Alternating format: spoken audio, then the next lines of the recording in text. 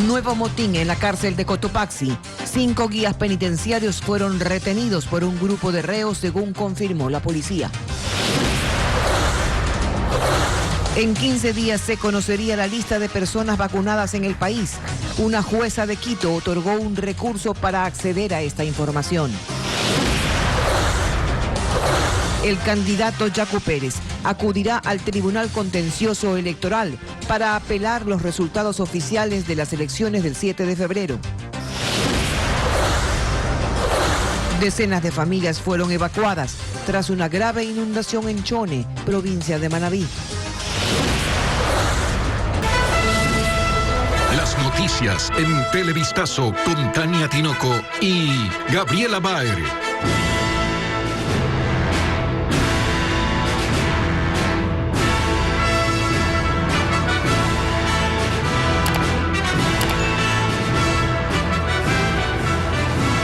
Comenzamos una nueva semana informativa y lamentablemente se sigue generando noticia en el sistema carcelario del país. Esta mañana se reportó un nuevo motín en la prisión de Cotopaxi. Gaby, ¿qué tal? Tú tienes más datos. Así es, Tania. Amigos, bienvenidos. La Policía Nacional confirmó que 5 guías penitenciarios fueron retenidos por un grupo de reos. Las autoridades coordinan acciones para su liberación. Nuestro corresponsal Patricio Viera cubre esta noticia.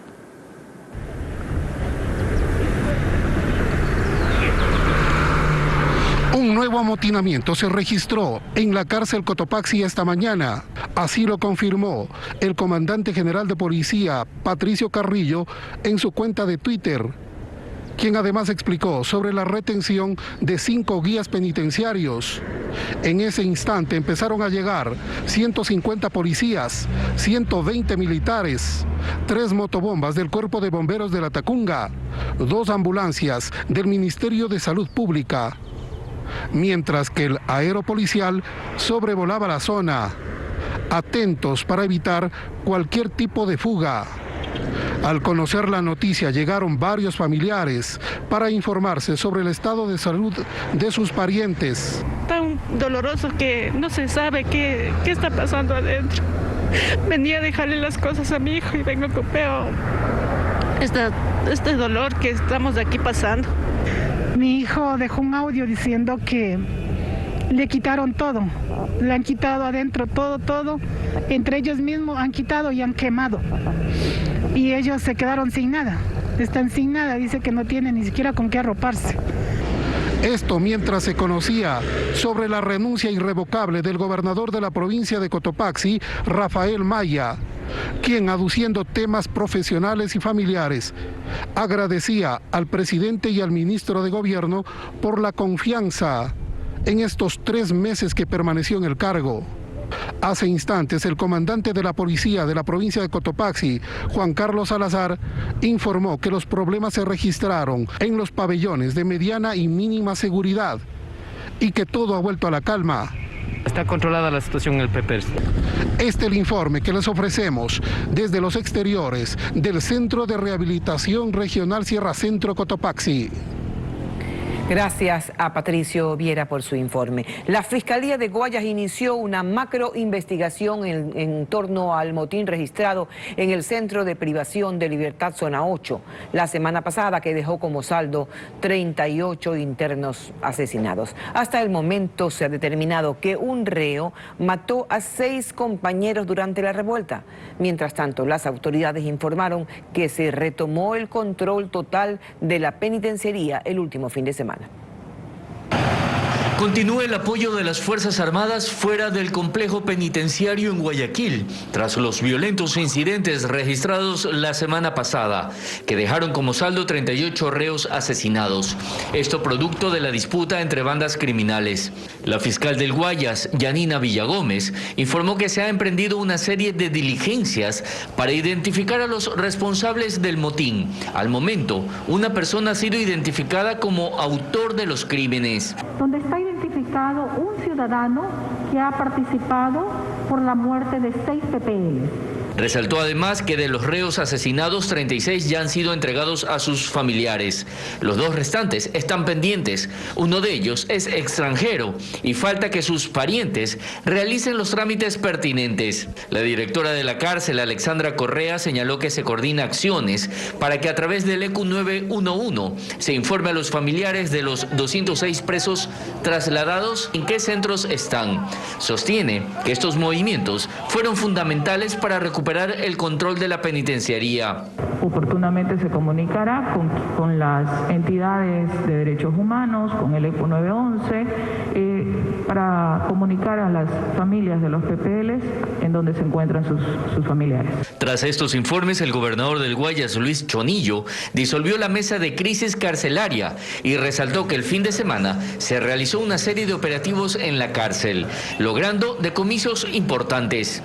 Son 20 armas de fuego, 241 municiones, 287 armas blancas y 132 celulares. Por lo que se hizo varias recomendaciones al sistema penitenciario con el fin de reforzar la seguridad y evitar nuevos incidentes. En otro tema, el Ministerio de Salud tiene 15 días para entregar la lista de vacunados. Así lo decidió una jueza de Quito al aceptar la acción constitucional de acceso a la información pública presentada por una organización ciudadana. También ordenó al gobierno que entregue los contratos con las farmacéuticas que vendieron las vacunas para COVID-19. Jacqueline Rodas con los detalles.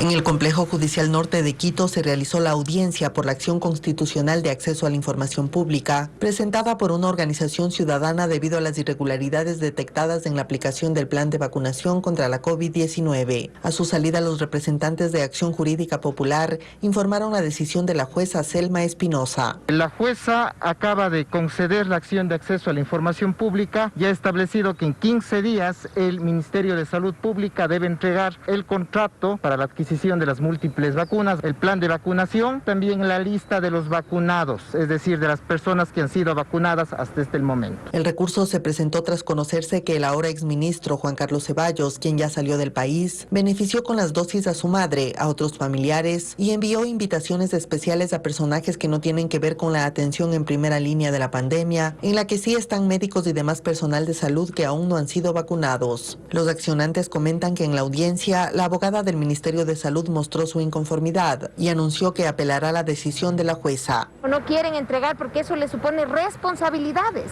porque ahí claramente se va a ver que lo que importó es la relación con el poder y no la obligación para proteger a aquellos que están en primera línea y que nos han salvado la vida. El Ministerio de Salud tiene que entregar las listas, porque en materia constitucional se entiende que esa sentencia debe ser cumplida aunque se haya presentado la apelación. Se conoce de otras acciones constitucionales similares que están por resolverse.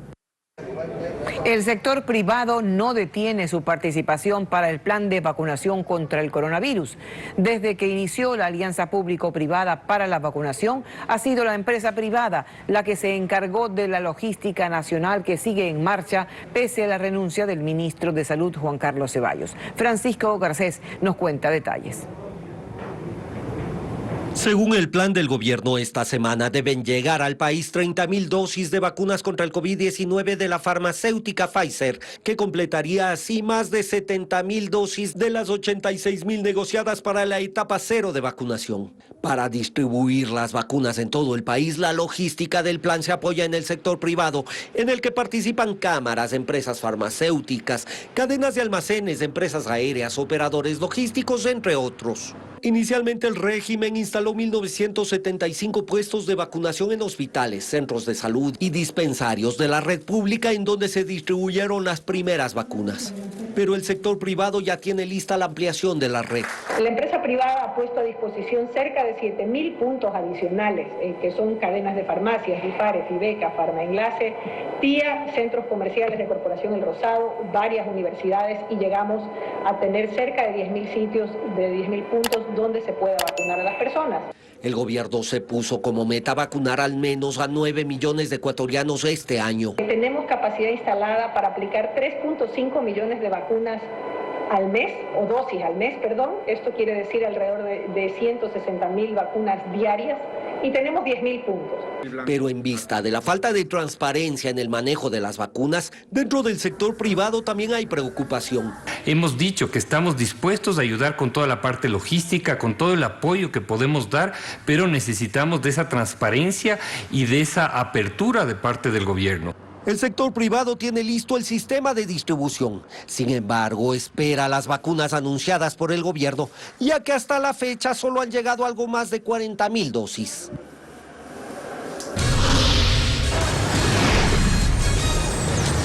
Vamos a la pausa y al regresar, decenas de familias fueron evacuadas tras una grave inundación en Chone, en la provincia de Manabí. Tendremos un informe desde el sitio de las afectaciones. Seguimos informando. El Consejo de Administración Legislativa inadmitió el proyecto de ley de defensa de la dolarización remitido por el gobierno. Según los 4 asambleístas que votaron en contra, el documento es inconstitucional, por lo que será devuelto al Ejecutivo. Es la segunda vez que se devuelve el cuerpo legal que, entre sus objetivos, propone dar independencia al Banco Central y es parte de los acuerdos con el Fondo Monetario Internacional.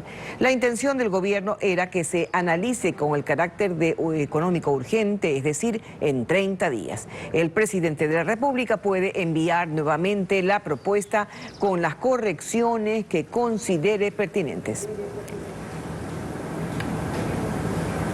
El movimiento Pachacutic presentará la apelación de los resultados de las elecciones presidenciales ante el Tribunal Contencioso Electoral. Según sus dirigentes, en el recuento de las 31 actas que se realizó este fin de semana, el candidato Yacu Pérez registró 602 votos adicionales. Por ello, exigen la apertura de urnas en todo el país. Paul Romero con este informe. El movimiento Pachacutic insiste en un supuesto fraude electoral a su candidato presidencial Yacu Pérez y por esta razón presentarán la apelación de los resultados de las elecciones del 7 de febrero ante el Tribunal Contencioso Electoral. Así lo anunció este lunes el coordinador nacional del movimiento, Marlon Santi. ¿Por qué hay ese recelo de no abrir las urnas? Por eso vamos a poner nuestros oficios en la legalidad y en la constitucionalidad a otra institución, a otra instancia en el Tribunal Contencioso Electoral. Hemos puesto nuestra esperanza. Esperan que a través de la vía jurisdiccional se dé paso a la reapertura total de las urnas. Justifican su pedido en el resultado del recuento de votos que se realizó este fin de semana en 31 actas de 9 provincias. Han salido 600 votos que recupera Yacu Pérez. Si nosotros solamente se revisaran 1000 actas, se recuperarían como 60.000 y pico de votos. Señores, pueblo ecuatoriano, el fraude está. Las presuntas inconsistencias en las actas no solo se habrían encontrado en la votación del presidenciable Yacu Pérez, sino también en otras candidaturas y de diferentes dignidades. Algunas no tienen firmas, otras los números están cambiados, los votos que era para un candidato le pusieron para el otro, está muy claro eso. No es que lo decimos este rato luego de los resultados del reconteo de estas 31 actas, lo dijimos una y otra vez desde hace varios días atrás. Los dirigentes del movimiento Pachacutic ratificaron que sus organizaciones de base siguen movilizadas y en alerta permanente hasta que la función electoral atienda sus requerimientos.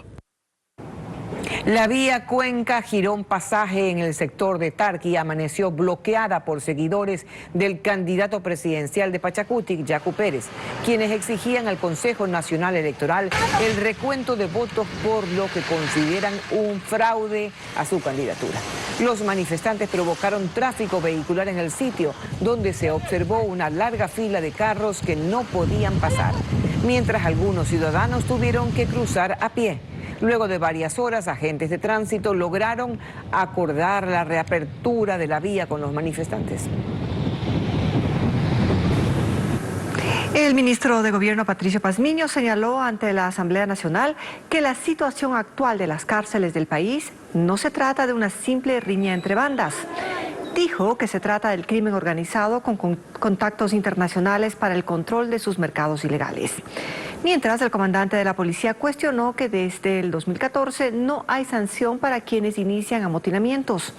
Las autoridades comparecen ante el Pleno de la Asamblea para dar a conocer las acciones contra la violencia en el interior de los centros penitenciarios. En más de 75 amotinamientos que los hemos vivido en los últimos, desde el año 2014, no hay sanciones para ninguno de los PPLs que han actuado, a pesar de haber identificado, a pesar de haber entregado. El 26 de enero del 2021 nosotros detectamos el ingreso de una bazuca. ¿Qué intentaban hacer con esa bazuca? Eso pudo haber evitado o evitó en tiempo lo que al final sucedió en febrero. En Manabí, comunidades rurales de Chone quedaron bajo el agua por las fuertes lluvias de las últimas horas. Nuestra corresponsal Karen Ceballos recorrió varias comunidades y preparó el siguiente informe. Tras 12 horas de intensa lluvia en el cantón Chone, el norte de la provincia de Manabí, se inundaron algunas comunidades rurales de esta población a causa del desbordamiento del río Mosquito. Aquí donde nos encontramos, en el sitio El Guabal, llegó personal municipal para evaluar los daños y también ayudar a algunos de los moradores a poder sacar sus pertenencias. Quienes habitan aquí comentan que es la creciente más grande de los últimos años. Ayer empezó el agua más o menos a las 5 de la tarde con truenos, relámpagos, fue algo bien fuerte, llovió toda la noche. Ando con el agua adentro de mi casa y tengo todo de abajo para arriba, colchones, refri, gallina, todo tengo, que se me perdió toda la refri, ya no me prende. Es lluvia de una sola noche y esa lluvia es la que ha inundado todo, ha sido toda la noche agua. También se reportan casas anegadas en comunidades como Bejuco, Hacha y Garrapatilla, donde incluso personal de socorro ingresó en canoas. El sitio Caracal justamente está incomunicado. Por la parte del acceso al San Andrés y por la parte de arriba de la tablada de Sánchez está incomunicado totalmente. Sin luz, no hay acceso. Para las próximas horas, el COE cantonal de Chone espera tener ya una evaluación total de las afectaciones, ya que preliminarmente se indicó que había más de 40 familias evacuadas.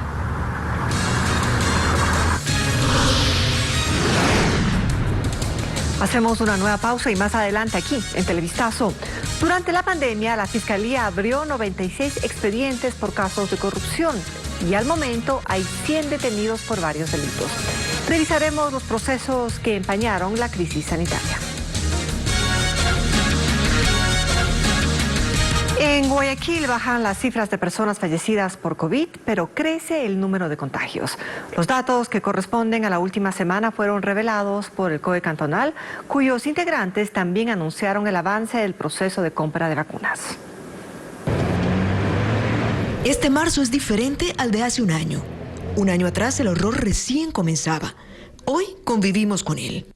Hace un año los muertos se contaban en las calles. Hoy seguimos contándolos, pero en las unidades de cuidados intensivos y en las camas de los hospitales. El número de fallecidos en promedio de 15 hasta la semana anterior ahora está en 11 pacientes fallecidos. Todavía sigue siendo un número elevado para nosotros.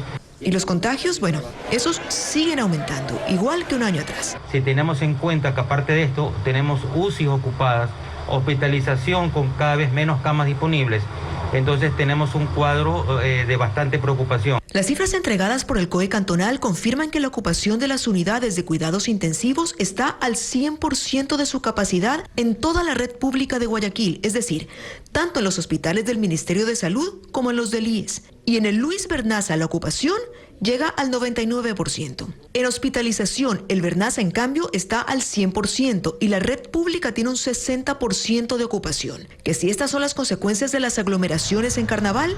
No. Esa ola todavía está por llegar. Esperando recibir el impacto de los carnavales en las siguientes semanas. Y los preocupa incluso más el hecho de que la violación a las normas de bioseguridad no cesan. Realmente no lo entendemos. Cada semana tenemos fiestas. Esta semana se detectaron alrededor de 8 fiestas. También explicaron que siguen en el intento de comprar vacunas para la ciudad, pero aún están en la fase de decidir cuál es mejor y cuál podrían pagar. La de Pfizer es la que tiene más efectividad, pero no deja de ser la más costosa y la que necesita una conservación bastante complicada, sobre todo para las condiciones de la ciudad. En todo caso, pues se toman en cuenta muchas variables para poder determinar cuál es la mejor para esta población. Que todavía no hay fechas, pero que están trabajando en ello. Por lo pronto, la vigilancia epidemiológica continúa, porque los contagios no paran de aumentar. La Defensoría del Pueblo emitió un pronunciamiento de preocupación por la decisión del COE Nacional y del Ministerio de Educación de permitir el retorno a clases presenciales en 77 planteles educativos y exhorta al Gobierno Nacional a que revoque esta decisión. Denis Molina con los detalles. Este martes 2 de marzo se retoman los planes piloto de clases semipresenciales en instituciones educativas rurales de 8 provincias de la Sierra y Oriente. Y aunque la asistencia es opcional para los estudiantes, los maestros sí tendrán que asistir. De 165,000 maestros, 733 regresan de forma presencial. Nos comunicamos con varios de ellos, pero no han querido pronunciarse por temor a represalias. Sin embargo, la Defensoría del Pueblo se pronunció a través de un comunicado, rechazando la decisión del COE Nacional y Ministerio de Educación de permitir el retorno a clases presenciales en 77 planteles en uno de los momentos más críticos de la pandemia, exponiendo innecesariamente a niños, niñas y adolescentes, por ende a sus familiares. Exhorta al Gobierno Nacional revoque esta decisión. El director del COE Nacional señala no haber recibido ningún oficio por parte de la Defensoría del Pueblo y que la aprobación del retorno a clases en este plan piloto ha sido bien planificado junto al Ministerio de Educación y otras entidades.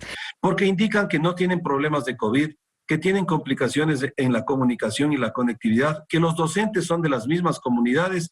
Existen informes de la UNICEF, el problema afectivo que tienen los estudiantes por esta modalidad y que inclusive hasta están con situaciones depresivas y en algunos de los casos con complicaciones inclusive de posibles suicidios. Zapata también dice que los maestros que regresan a clases de forma presencial no deberán estar en estado de vulnerabilidad.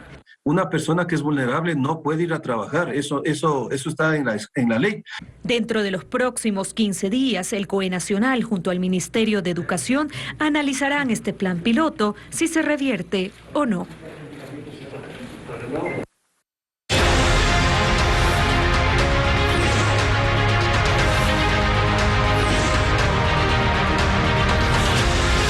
Ecuador, un año de la pandemia. La crisis sanitaria se vio empañada por la corrupción en la contratación pública. La Fiscalía abrió 96 expedientes para investigar delitos como peculado, tráfico de influencias o fraude procesal. La compra de insumos médicos, fundas para cadáveres, kits alimenticios, mascarillas y luego hasta las vacunas para el COVID-19 se mancharon de sospechas. Jacqueline Rodas nos cuenta que hay más de 100 detenidos en todo el país.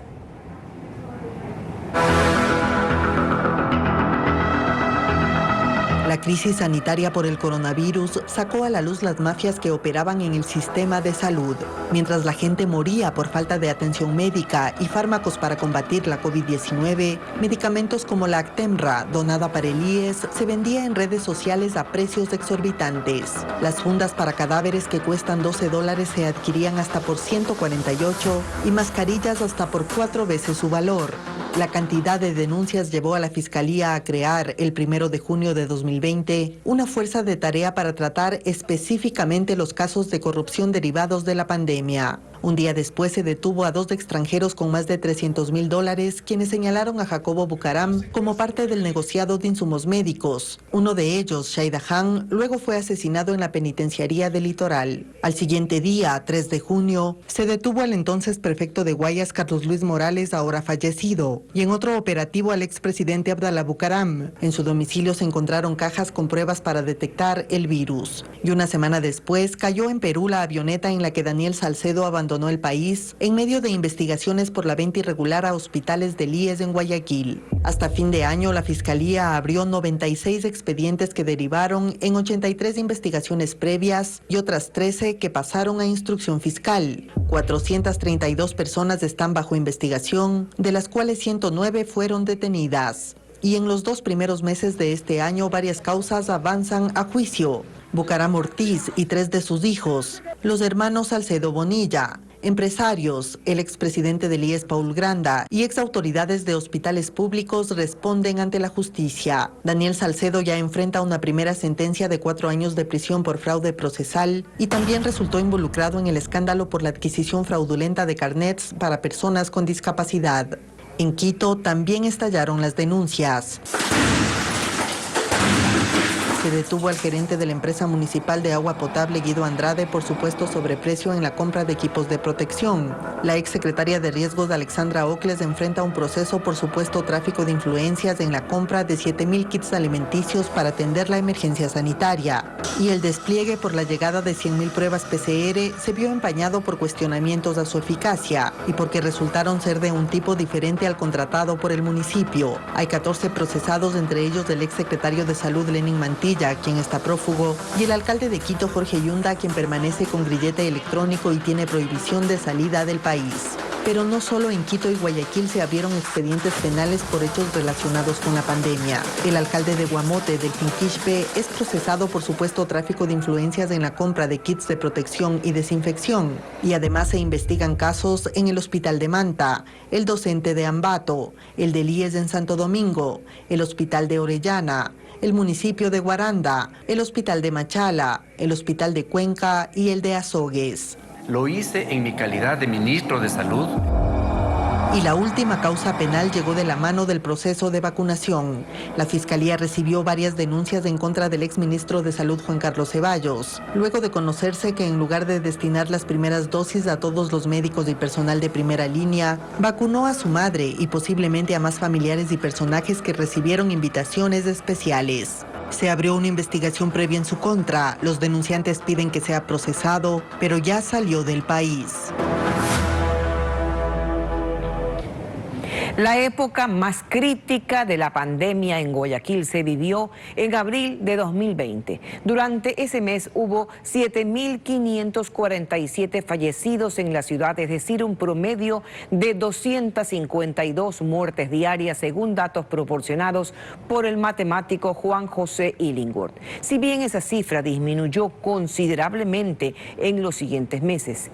En enero de este año 2021 hubo un ligero aumento de muertes, con un total de 1.531 inhumaciones en Guayaquil y en promedio 49 muertes diarias. Mientras tanto, del 1 al 20 de febrero se reportaron 1.001 decesos en la ciudad, con un promedio de 50 muertes diarias. Seguimos informando. 20 asaltantes que se vestían de futbolistas fueron detenidos en Tungurahua. Los sujetos utilizaban inhibidores de señales para cometer sus robos. Nuestro corresponsal Fabián Villa con los detalles. La Policía Judicial de Tungurahua desarticuló una banda que se dedicaba al robo en viviendas y tenencia ilícita de armas. Para poder ingresar a las casas, los delincuentes utilizaban inhibidores de señal que bloqueaban los teléfonos. Según las investigaciones, habrían llegado a Ambato desde las provincias de Guayas y Los Ríos para planificar y cometer los robos. Sin embargo, la policía ya le seguía el rastro. Prácticamente se logró neutralizar a estos 15 individuos en los interiores ya prácticamente de los domicilios. Los ciudadanos, los propietarios de estos inmuebles ya se encontraban amaniatados y amedrentados por parte de estos individuos. Para despistar a la policía, los ladrones se movilizaban en varios vehículos y utilizaban uniformes deportivos con el nombre del club El Cartel en la parte frontal de la camiseta. Justamente para tener la fachada y poder despistar a las autoridades policiales en caso de que exista algún tipo de seguimiento. En el operativo se detuvo a 20 personas, quienes en su mayoría tienen un amplio historial delictivo. Y pedimos justamente la colaboración de todo el aparataje de justicia. Primero, la peligrosidad que denotan por la presencia de las armas de fuego que hemos mencionado. Y segundo, por la organización y por la planificación que han tenido para el cometimiento de estos hechos. Durante la captura se decomisó armas de fuego, dinero en efectivo, joyas, terminales móviles y la vestimenta que empleaban para cometer los asaltos. Hasta aquí este informativo. A las 19 horas, más noticias. Gaby. Buenas tardes.